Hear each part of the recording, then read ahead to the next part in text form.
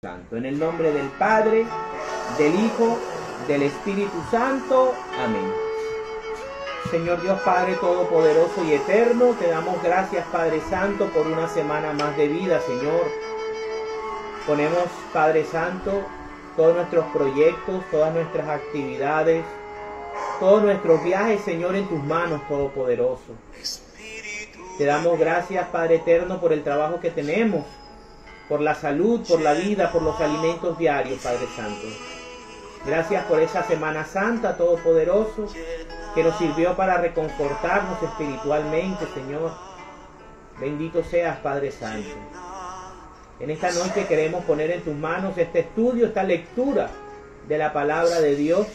Pedirte que seas tú quien hable a través de nosotros.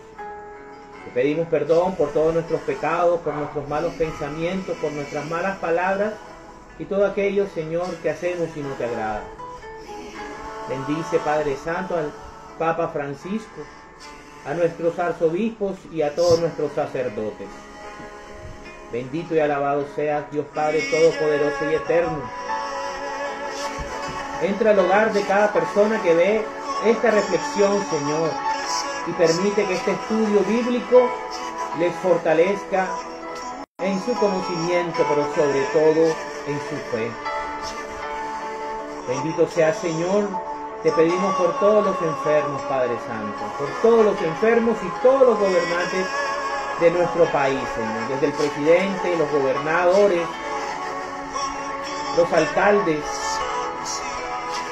Señor, bendice a toda nuestra administración, Padre Santo, para que tome decisiones sabias. Te pedimos, Señor, por las guerras en el mundo, Padre Santo, porque tú metas tu mano poderosa y detengas, Padre Santo, cada violencia que hay en el mundo, Señor. Ponemos, Padre Santo, esta noche esta reflexión y te pedimos que nos ilumines, nos bendigas y nos guíes en el estudio de esta palabra. Que no seamos nosotros, sino que seas tú, Señor. Ven, Espíritu Santo. Ven, Espíritu Santo. Ven, Espíritu Divino. Purifícanos, fortalécenos y guíanos en todo, para que siempre estemos haciendo la voluntad del Padre y del Hijo y nos apartemos del mal. Amén. En el nombre del Padre, del Hijo, del Espíritu Santo. Amén. Capítulo número 23 del libro del Deuteronomio. Gente excluida de la comunidad. El que tenga los testículos aplastados o amputado su miembro viril no podrá ser admitido en la congregación del Señor. El hijo bastardo no podrá ser admitido en la congregación del Señor, ni aun después de la 10ª generación. Los amonitas y los moabitas no serán nunca admitidos en la congregación del Señor, ni aun después de la 10ª generación. Porque cuando ustedes pasaron por su territorio, después de haber salido de Egipto, ellos no les ofrecieron agua ni alimentos, y además pagaron a Balaam, hijo de Beor, que venía de Petor de Mesopotamia, para que pronunciara una maldición contra ustedes. Pero el Señor su Dios no escuchó a Balaam, sino que convirtió su maldición en una bendición para ustedes, porque los ama. No busquen, pues, ni la paz, ni el bienestar de ellos en todos los días de su vida. Sin embargo, no deben despreciar a los edomitas, porque son parientes de ustedes, ni tampoco a los egipcios, porque ustedes vivieron en su país. La 3ª generación de sus descendientes podrá entrar a formar parte de la congregación del Señor. Leyes sanitarias. Cuando se encuentren ustedes en guerra contra sus enemigos y hagan vida de campaña, procuren no cometer ningún acto acto indecente. Si alguno de ustedes se encuentra en estado de impureza por haber tenido un derrame durante el sueño, deberá salir del campamento y no entrar en él en todo el día. Al caer la tarde se lavará con agua, y al ponerse el sol podrá entrar nuevamente en el campamento. Para sus necesidades deberán ustedes tener un lugar fuera del campamento. En su equipo deberán llevar siempre una estaca, para que cuando tengan que hacer sus necesidades, hagan un hoyo en la estaca, con la estaca, y luego, cuando hayan terminado, tapen con tierra el excremento.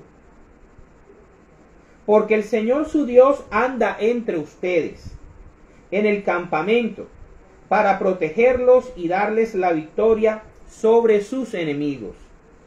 Por lo tanto, el campamento de ustedes debe ser un lugar santo, para que Dios no vea ninguna cosa indecente en él, pues de lo contrario se apartaría de ustedes.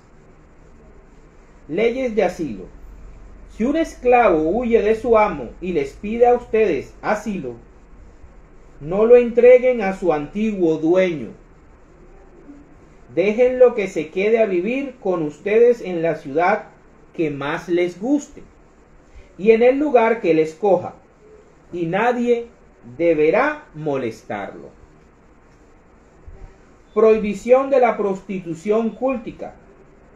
Ningún hombre ni ninguna mujer israelita deberá consagrarse a la prostitución practicada en cultos paganos. No permitan ustedes que en el templo del Señor su Dios se pague una promesa con el dinero ganado en ese tipo de prostitución, porque esa práctica le repugna al Señor.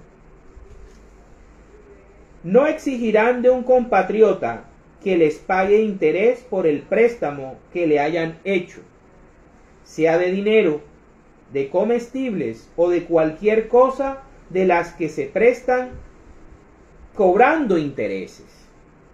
Al extranjero podrán exigirle que les pague intereses sobre un préstamo, pero no deberán hacerlo con un compatriota.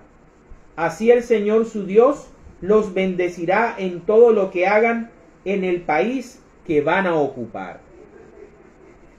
Cuando hagan una promesa al Señor su Dios, no tarden en cumplirla, pues tengan por seguro que el Señor su Dios les pedirá cuentas de ello, y serán culpables de pecado.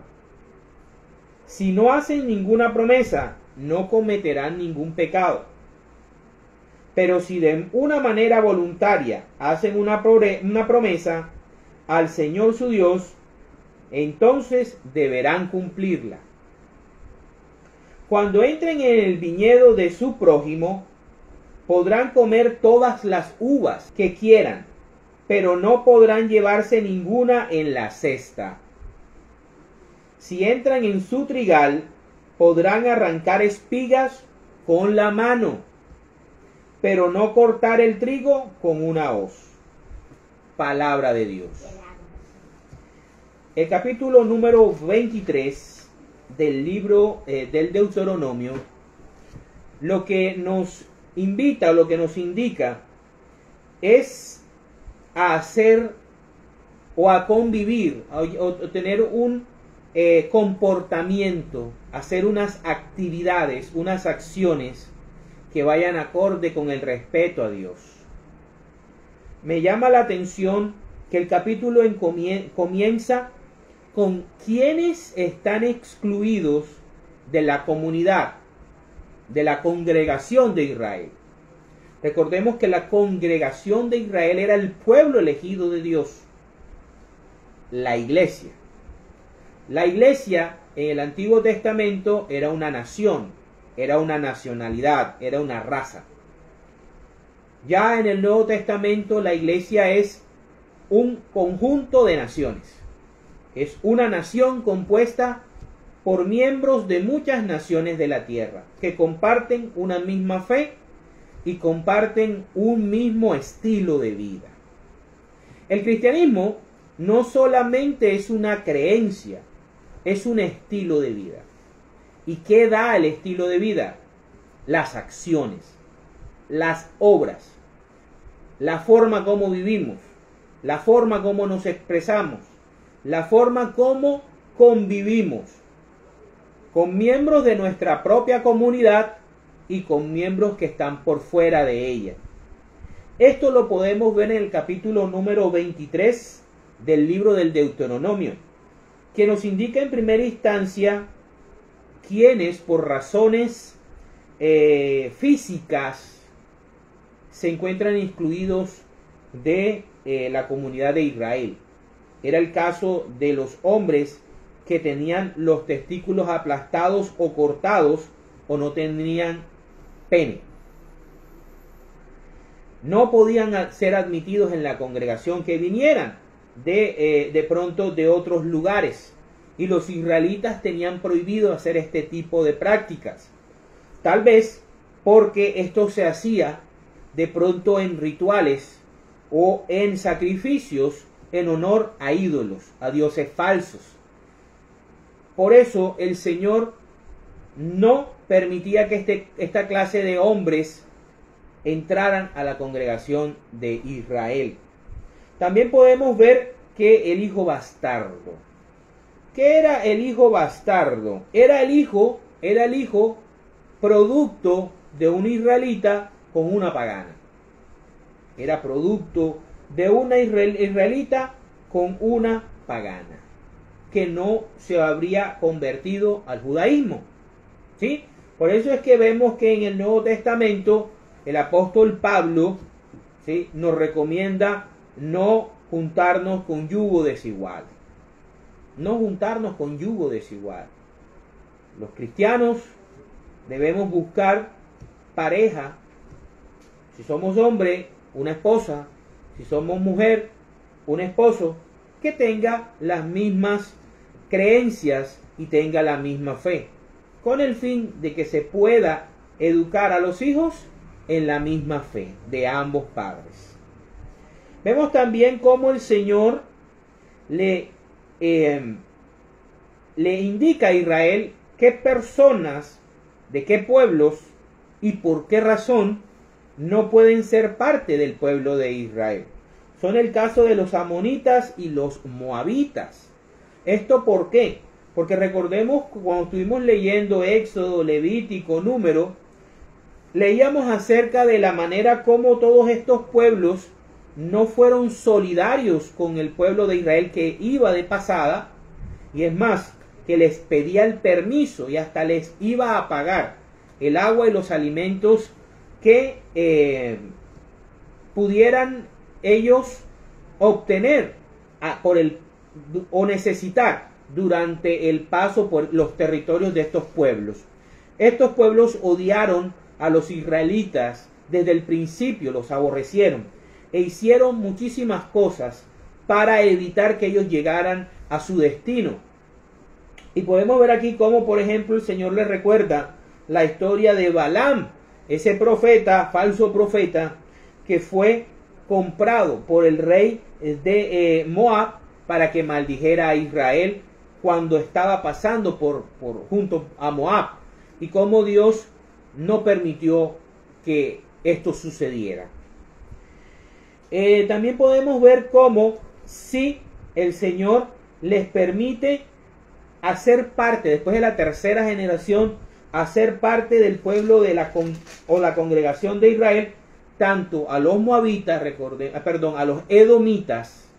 Los edomitas, recordemos que los edomitas descienden de Edom o de Esaú, que es el hermano gemelo de Jacob, Israel, y que ambos son hijos de Isaac. Por esta misma razón, los israelitas eran parientes cercanos de los edomitas, y también los egipcios, que durante mucho tiempo fueron ellos quienes mantuvieron a los israelitas. Después los convirtieron en esclavos, ¿verdad? Pero los israelitas vivieron con los egipcios durante mucho tiempo. Luego el Señor dictamina unas leyes para los israelitas para que mantengan el campamento limpio, ordenado, santo, puro. Dios es un Dios de orden, Dios es un Dios de limpieza, Dios es un Dios de santidad, Dios es un Dios de orden, pureza. Por eso es que le exige al pueblo de Israel que mientras Él esté en medio de ellos, ellos deben ser ordenados, deben tener leyes de sanidad que les permita mantener sus lugares limpios. Fíjense que aquí, por ejemplo, nos habla acerca de los hombres que tienen de pronto sueños húmedos y tenían algún derramamiento de semen durante la noche. Al día siguiente ellos debían permanecer por fuera del campamento y en la noche purificarse con agua para poder volver a entrar al campamento. Era como especie de un purgatorio.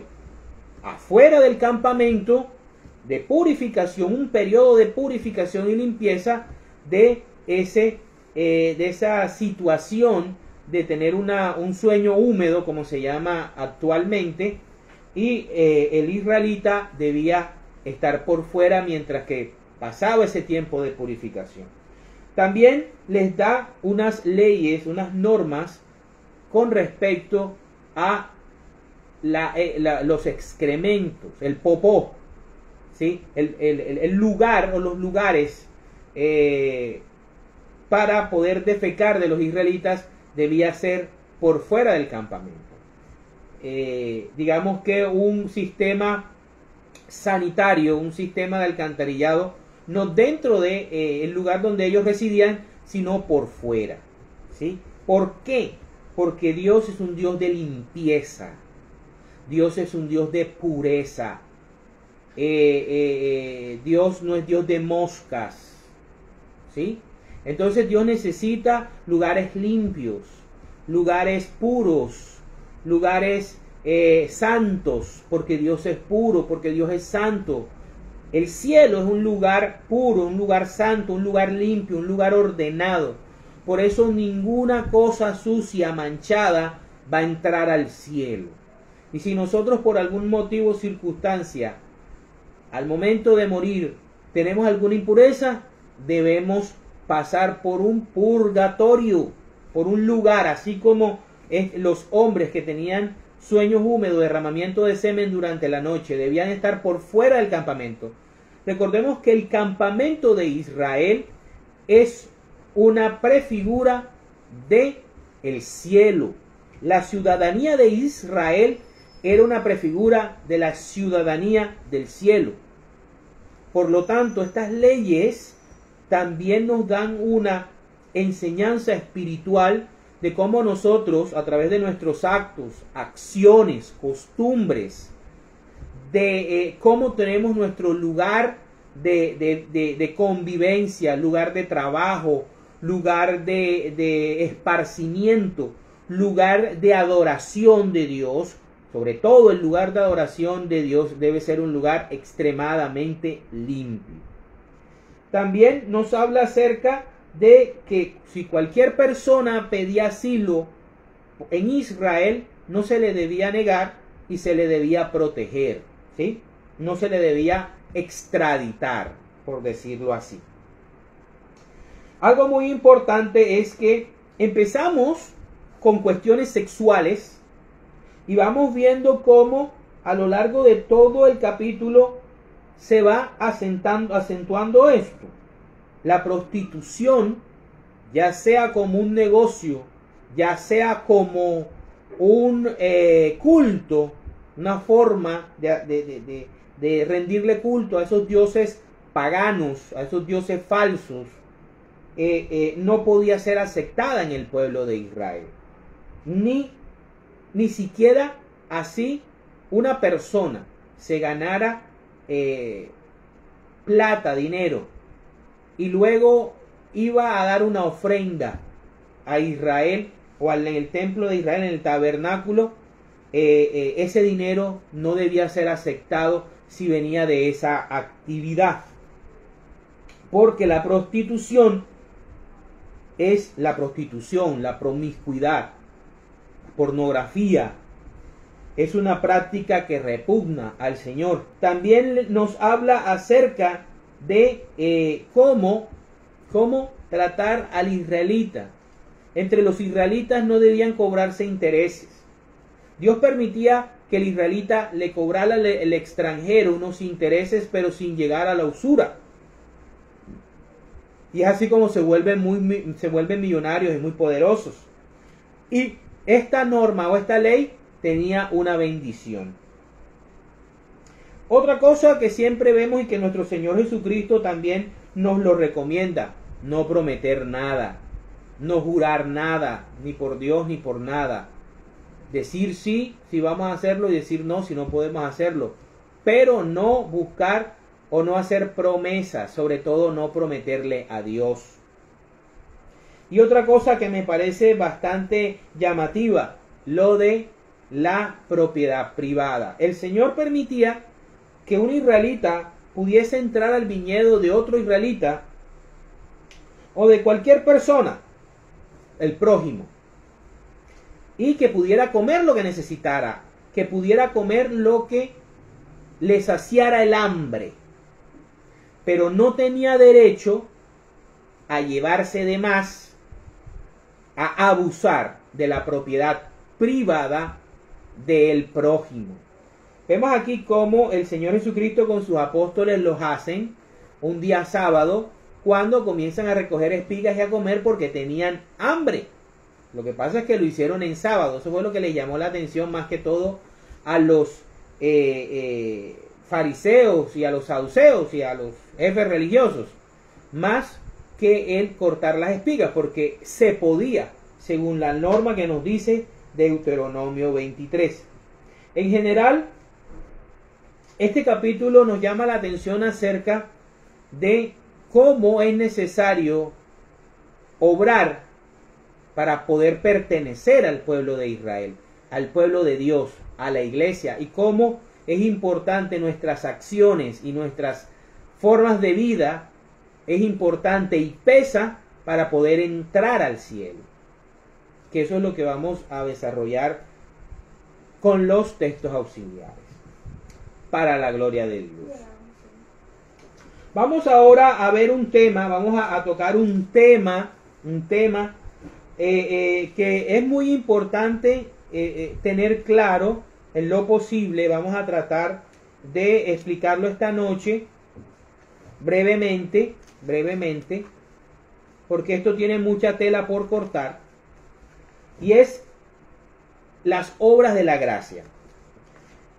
En la doctrina de la Iglesia Católica nos dice que la salvación depende de la fe en Cristo y de las obras de misericordia o las obras de gracia que nosotros hagamos desde el día que nos bautizan hasta el día de nuestra muerte.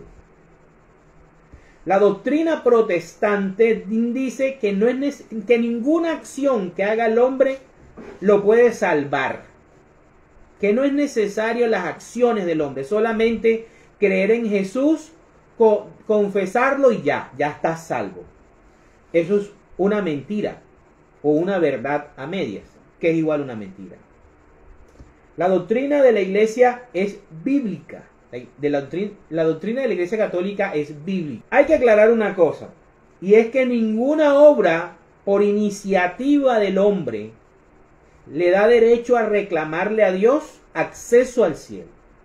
No hay ninguna acción, sacrificio, actividad, labor que, hecho por iniciativa del ser humano, le permita reclamarle a Dios o exigirle a Dios que le dé el acceso al cielo. Eso está claro. Eso está claro en la doctrina católica. ¿Dónde entra la fe? La fe entra en que, como no hay ninguna cosa en la tierra que yo pueda hacer como ser humano para tener acceso al cielo, hay algo que sí me da ese acceso, y es el sacrificio en la cruz de Jesucristo. Yo o mis padres, cuando me bautizan, eligen por mí, y yo posteriormente en la confirmación lo voy a confirmar, elijo para mí el sacrificio de Cristo como expiación de mis pecados y como pago de la deuda por mis pecados. Ahí entra la fe. Yo tengo que aceptar el sacrificio, tengo que aceptar que Jesús es mi Salvador y tengo que aceptar que solo Él, solo ese sacrificio en la cruz puede salvar. Pero la salvación, ahí está el 99.9%. Falta el 0.1%, que va a depender de la forma como yo implemento esa fe, cómo yo vivo esa fe y cómo yo llego hasta el día de mi muerte a mantener las obras de esa fe. Porque la fe debe llevarme a adquirir un estilo de vida, que es lo que vamos a ver ahora, que son las obras de la gracia. Para poder salvarnos necesitamos las obras de la gracia, que se nos da cuando al aceptar a Cristo como Salvador y su sacrificio como rescate de nuestra alma, al recibir al Espíritu Santo y al hacernos hijos de Dios, de la congregación de Israel, nosotros entonces asumimos una naturaleza nueva que nos permite vivir haciendo esas obras de gracia. Pero si no las hacemos, el Señor nos las va a reclamar. Eso es lo que vamos a ver hoy. Vámonos entonces a Primera de Juan, capítulo 3, versículos del 1 al 10. ¿Qué nos dice? Miren cuánto nos ama Dios el Padre, que se nos puede llamar hijos de Dios, pertenecientes a la congregación de Israel. Y lo somos. Por eso los que son del mundo no nos conocen, pues no han conocido a Dios. Y aunque no se ve todavía lo que seremos después, sabemos que cuando Jesucristo aparezca, seremos como Él, porque lo veremos tal como es, en cuerpo glorioso. Y todo el que tiene esta esperanza en Él, fe, se purifica a sí mismo, como hacían los hombres que salían del campamento y duraban todo un día, después se lavaban para volver a entrar al campamento. De la misma manera que Jesucristo es puro. Nada impuro puede entrar al cielo. Pero todo el que peca hace maldad. ¿Qué es pecado? Acciones, obras, pensamientos, sentimientos. Porque el pecado es la maldad. Ustedes ya saben que Jesucristo vino al mundo para quitar los pecados y que Él no tiene pecado alguno. Así pues, todo el que permanece unido a Él no sigue pecando. Pero todo el que peca no lo ha visto, ni lo ha conocido. Hijitos míos, que nadie los engañe.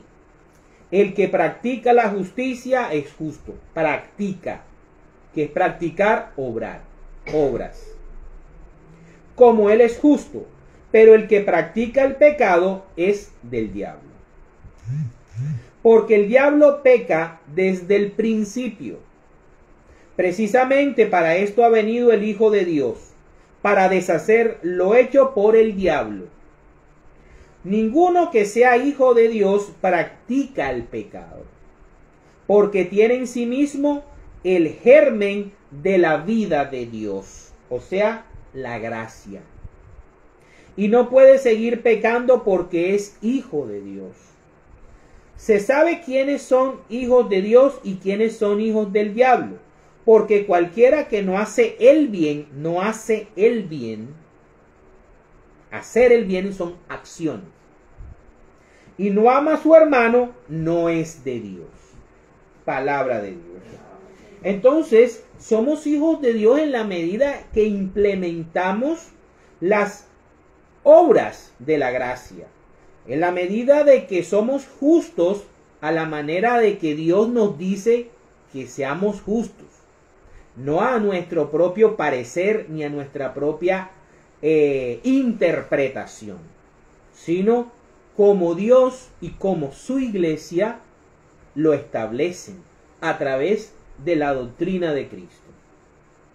Doctrina guardada por los apóstoles y transmitida por sus sucesores apostólicos.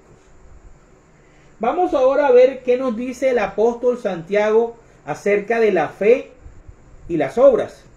Si solamente por fe somos salvos, como en su momento enseñó y transmitió el señor Martín Lutero en su momento de rebelión y de apostasía. Recordemos que este señor le transmite a nuestros hermanos separados las 5 solas: solo escritura, solo fe, etcétera, etcétera. Solo Jesús, etcétera. Entonces vemos cómo vamos. Y otro dato importante: Lutero detestaba a Santiago. Vamos a ver por qué. Recordemos que Lutero es el que dice solo fe. Solo con creer te salvas. Vamos a ver qué dice el apóstol Santiago. Vámonos a Santiago capítulo 2, versículos del 14 al 26. ¿Qué nos dice el apóstol Santiago? Dice: la fe se muestra con hechos. Con hechos. ¿Los hechos de qué? De la gracia. ¿Producto de qué? De la gracia recibida el día de nuestro bautismo. Hermanos míos, ¿de qué le sirve a uno decir que tiene fe si sus hechos no lo demuestran? ¿Podrá acaso salvarlo esa fe? Supongamos que a un hermano o una hermana les falta la ropa y la comida necesarias para el día. Si uno de ustedes les dice que les vaya bien, abríguense y coman todo lo que quieran, pero no les da lo que su cuerpo necesita, ¿de qué les sirve? Así pasa con la fe. Por sí sola, aquí se aparece textualmente, y por eso es que este señor quería eliminar esta epístola. La fe por sí sola, es decir, si no se demuestra con hechos, es una cosa muerta. Por mucho que nos las quieran pintar los hermanos separados, diciendo aquí, diciendo allá, especulando, racionando según su propio parecer, está en la escritura. Lo vimos con Juan, ahora lo vemos con Santiago, 2 apóstoles de Jesús. Así pasa con la fe, por sí sola, es decir, si no se demuestra con hechos, es una cosa muerta. Uno podrá decir: tú tienes fe, hermano separado, y yo tengo hechos, digo yo católico.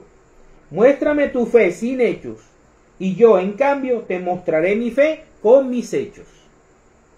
Tú crees que hay un solo Dios, y en esto haces bien, pero los demonios también lo creen y tiemblan de miedo.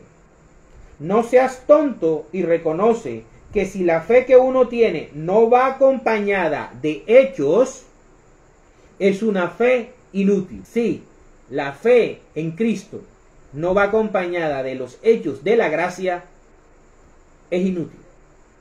No sirve. No lo digo yo, lo dice el apóstol Santiago. Y lo dijo previamente el apóstol Juan. Dios aceptó como justo a Abraham, nuestro antepasado, por lo que él hizo cuando ofreció en sacrificio a su hijo Isaac. Y puedes ver que en el caso de Abraham, su fe se demostró con hechos, y que por sus hechos llegó a ser perfecta su fe. Así se cumplió la escritura que dice: Abraham creyó a Dios y por eso Dios lo aceptó como justo, justificación. Y Abraham fue llamado amigo de Dios. Ya ven ustedes, pues, que Dios declara justo al hombre también por su fe. Esta epístola la odian aquellos que defienden la sola fide. Porque este libro de las Santas Escrituras les derrumba por completo y de manera explícita su doctrina falsa, su doctrina luterana. Y no solamente por su fe. Lo mismo pasó con Rahabá, la prostituta. Dios la aceptó como justa por sus hechos, porque dio alojamiento a los mensajeros y los ayudó a salir por otro camino. En resumen, así como el cuerpo sin espíritu está muerto, así también la fe está muerta si no va acompañada de hechos. Palabra de Dios. Los hechos de la gracia son importantes para la salvación. Son importantes para la salvación. O sea que esa doctrina protestante de solo fide, como solo escritura, solo esto, invento, no es bíblica, invento de ellos. Vamos ahora cuáles son algunas de las obras de la gracia que deben salir de un corazón entregado a Jesús. Vámonos a el Evangelio de San Mateo, capítulo 25, versículos del 31 al 46. ¿Cómo vamos a ser juzgados por Cristo? ¿Qué es lo que va a tener en cuenta Cristo? Las veces que lo invocamos, las veces que le confesamos, ¿por qué nos va a juzgar? Dice, el juicio de las naciones. Cuando el Hijo del Hombre venga rodeado de esplendor y de todos sus ángeles, se sentará en su trono glorioso. La gente de todas las naciones se reunirá delante de él y él separará unos de otros, como el pastor separa las ovejas de las cabras.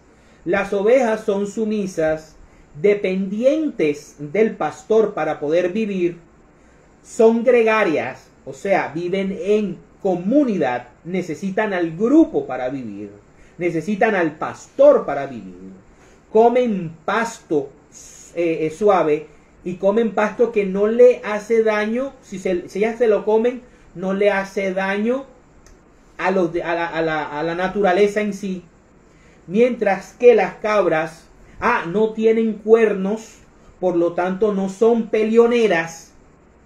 En cambio, la cabra tiene cuernos para poder pelear, es egoísta, individualista, puede sobrevivir en cualquier ambiente que se le presente, le gusta comer y dañar las plantas silvestres.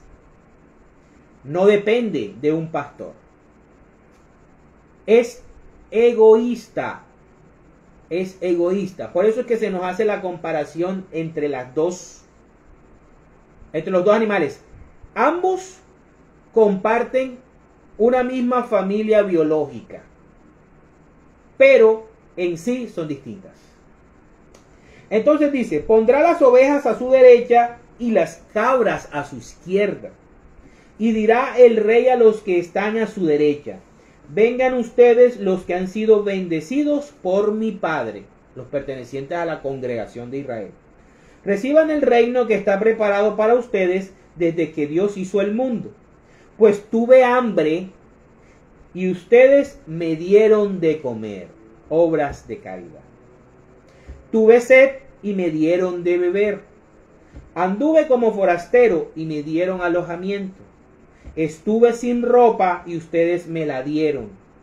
Estuve enfermo y me visitaron.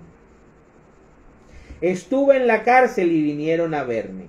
Entonces los justos preguntarán, Señor, ¿cuándo te vimos con hambre y te dimos de comer? ¿O cuándo te vimos con sed y te dimos de beber? ¿O cuándo te vimos como forastero y te dimos alojamiento sin ropa? ¿Y te la dimos? Fíjense lo que dice Santiago, el ejemplo que dice Santiago. Si le falta la comida a tu hermano o hermana, o si le falta la vestimenta, y tú les dices que les vaya bien, pero no los ayudas, esa que les vaya bien no sirve de nada. Fíjense que aquí estamos viendo que esos actos, esos hechos van a ser tenidos en cuenta por Cristo para diferenciarte entre si eres oveja o eres cabra. O cuando te vimos enfermo o en la cárcel y fuimos a verte, el rey les contestará: les aseguro que todo lo que hicieron por uno de estos hermanos míos más humildes, por mí mismo lo hice. Obras de misericordia, obras de la gracia. ¿Por qué lo hacemos? ¿Por qué ayudamos al prójimo? Porque vemos en nuestro prójimo a Cristo. A Cristo. Luego el rey dirá a los que están a su izquierda: apártense de mí los que merecen la condenación y váyanse al fuego eterno preparado para el diablo y sus ángeles. Pues tuve hambre y ustedes no me dieron de comer. Tuve sed y no me dieron de beber. Anduve como forastero y no me dieron alojamiento. Sin ropa y no me la dieron. Vete en paz. Solo fide. Estuve enfermo y en la cárcel y no vinieron a visitarme. Entonces ellos le preguntarán: Señor, ¿cuándo te vimos con hambre o con sed, o como forastero o falto de ropa, o enfermo en la cárcel y no te ayudamos?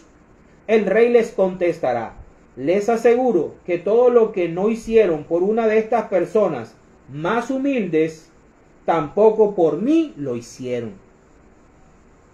Esos irán al castigo eterno y los justos a la vida eterna.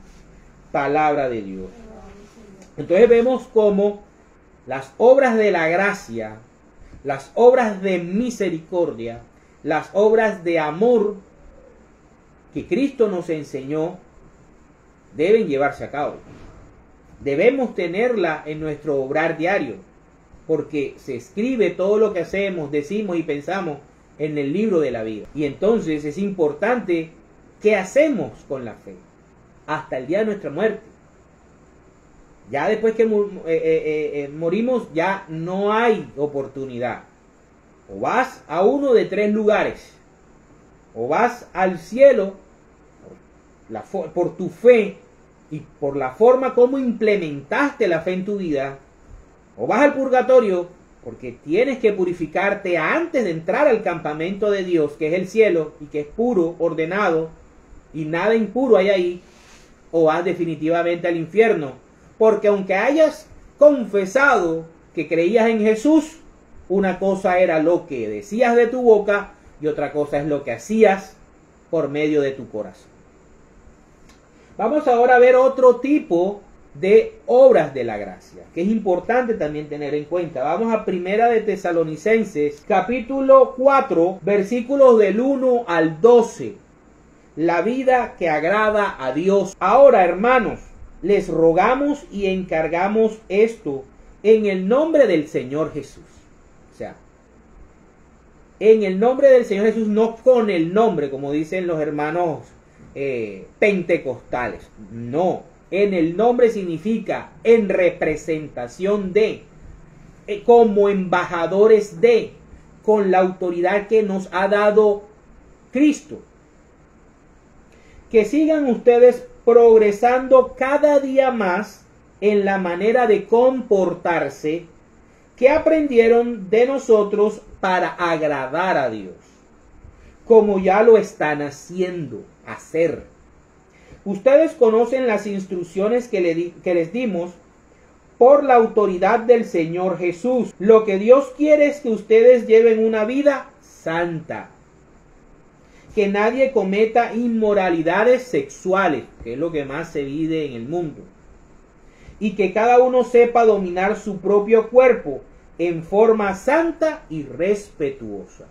Ahora, el campamento y templo de Dios no solamente es el cielo o el templo donde nos reunimos, sino también nuestro propio cuerpo es templo de Dios. Entonces, que nadie abuse ni engañe en este asunto a su prójimo. Esos pastorcillos que dicen que Dios les habló y le dicen a una oveja que el Señor les dijo que ellas tenían que ser sus esposas o sus concubinas o sus mujeres, porque el Señor se lo reveló en sueño, y se aprovechan de su posición para tener todo tipo de ventajas sexuales, de sacar ventajas sexuales y abusar de aquellas personas que creen y piensan que ellos son los ungidos.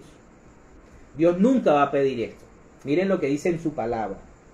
Que nadie abuse ni engañe en este asunto a su prójimo, porque el Señor castiga duramente todo esto.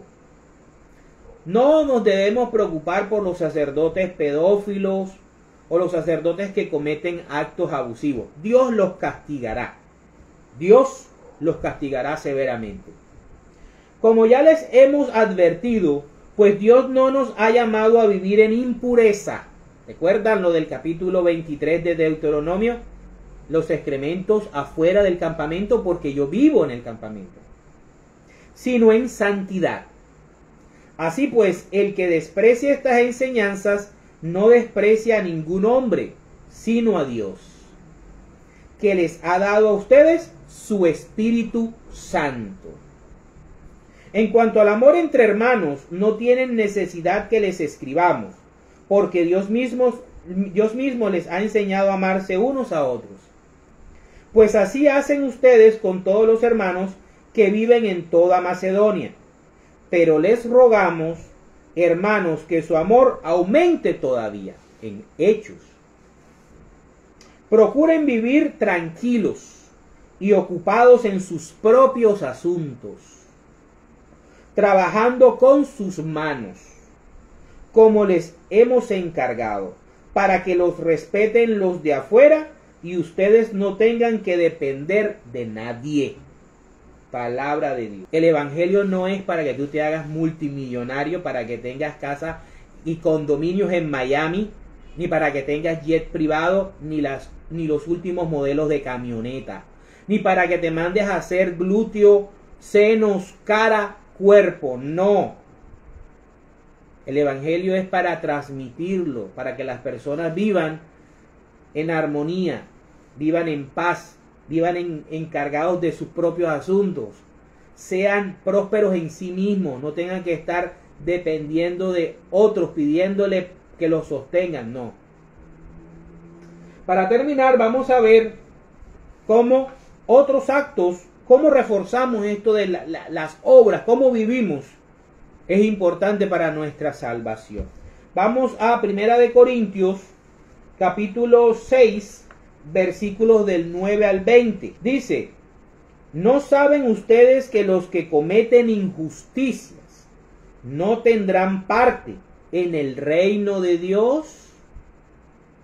No se dejen engañar, pues en el reino de Dios no tendrán parte los que se entregan a la prostitución, como lo vimos en el capítulo 23 de Deuteronomio, ni los idólatras. ¿Qué es un idólatra? Alguien que pone en el lugar de Dios a un objeto, a un propósito o a una persona, y cree que ese objeto, ese propósito o esa persona es Dios.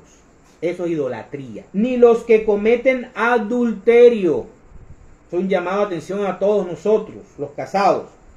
Ni los afeminados, ni los homosexuales, ni los que roban, ni los avaros, ni los borrachos, ni los maldicientes, ni los ladrones. Y esto eran antes algunos de ustedes, pero ahora ya recibieron el baño de la purificación, como se hacía en el capítulo 23. Fueron santificados y hechos justos en el nombre del Señor Jesús. No con el nombre, en el nombre, con el poder, con la autoridad del Señor Jesucristo. No con el nombre de Jesús, no, Señor. Y por el Espíritu de nuestro Dios. Se dice: yo soy libre de hacer lo que quiera. Ese es el pensamiento del mundo. Es cierto, pero no todo conviene. Sí, yo soy libre de hacer lo que quiera, pero no debo dejar que nada me domine. También se dice: la comida es para el estómago y el estómago para la comida. Es cierto, pero Dios va a terminar con las dos cosas. En cambio, el cuerpo no es para la prostitución o para la promiscuidad, sino para el Señor. Y el Señor es para el cuerpo. Y así como Dios resucitó al Señor, también nos va a resucitar a nosotros por su poder. ¿Acaso no saben ustedes que su cuerpo es parte del cuerpo de Cristo? ¿Y habré de tomar yo esa parte del cuerpo de Cristo y hacerla parte del cuerpo de una prostituta? Claro que no. ¿No saben ustedes que cuando un hombre se une con una prostituta, se hacen los dos un solo cuerpo? Pues la Escritura dice, los dos serán como una sola persona.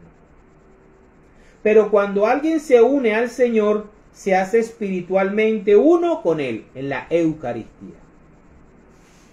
Huyan pues de la prostitución, de la promiscuidad. La promiscuidad es otro tipo de prostitución, pero tú no cobras.